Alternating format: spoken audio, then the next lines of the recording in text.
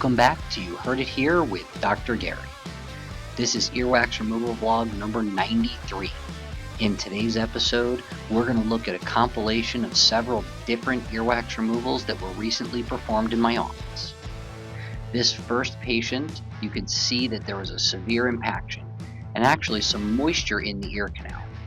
This is before irrigation, and that moisture actually fogged up the camera.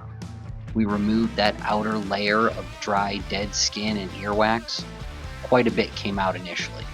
Now the question is, are we all the way down to the eardrum, or is there more behind it?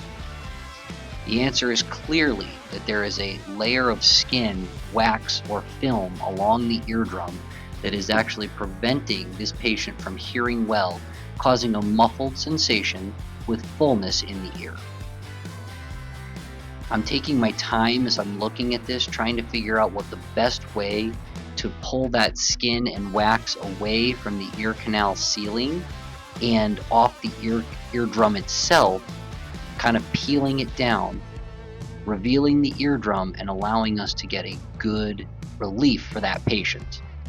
So I started by using the curette to pull down on the wax at the top, opening it up a little bit. You can see how that skin has come away from the eardrum and the wax. Now we're going to use the curette, we're going to use the alligator forceps to remove a little bit of that wax, kind of pulling it out.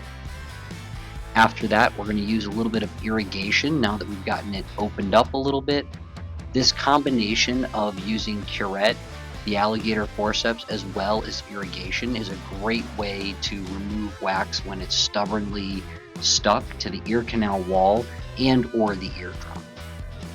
As soon as we pulled that wax away from the top of the ear canal wall and off the eardrum, the patient reported immediate return of hearing and reduced fullness in the ear.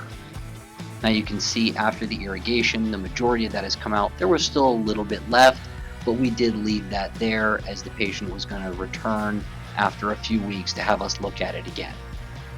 On the other side, you could see that same type of dry, dead skin wax combination. We're going to use the curette to simply go in and pull that out. Again, great sized chunk is coming out of the ear. Everything looks to be staying together. That's what we like to see, is these bigger chunks. They're much more satisfying to remove, and they give us a pretty good result just after one removal. Ear number 3, this one is not nearly as bad as the first two, but it does have a very different texture to the wax. This wax was much more tacky. It just does not want to stay together. This is more almost like peanut butter as opposed to dry skin. You can see that kind of all stuck together on the curette there. It's almost a honey colored, but it stayed together very nicely once we got it out. There's a little bit left here at the bottom with a couple of hairs embedded in that earwax. So we're going to remove that again with the curette just off the bottom of the ear canal to try to relieve any future buildup for this patient. The better we get the ear cleaned now, the less likely it is that we're going to have to be repeating this process, and we get longer out of each cleaning. And that's what we've got in the eardrum. Looks great on that side. If you like these wax removal videos, please take a moment to like and subscribe. It really does help with the YouTube algorithm and also gives me good encouragement to continue doing these videos.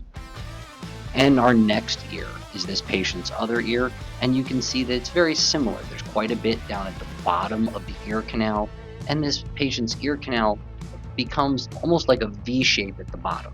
That V shape towards the bottom does provide a very convenient place for earwax to get stuck. It has trouble working its way out, so sometimes we need to use a curette or other object to remove this earwax. This is a case in which suction would have been quite effective. Again, as those of you who watch my videos know, I don't do a lot with suction or microsuction for earwax, but it is definitely a very appropriate use of a tool for wax removal. And now we have a great view of the eardrum. This has been You Heard It Here with Dr. Gary. Thank you for watching. I look forward to seeing you in the next video.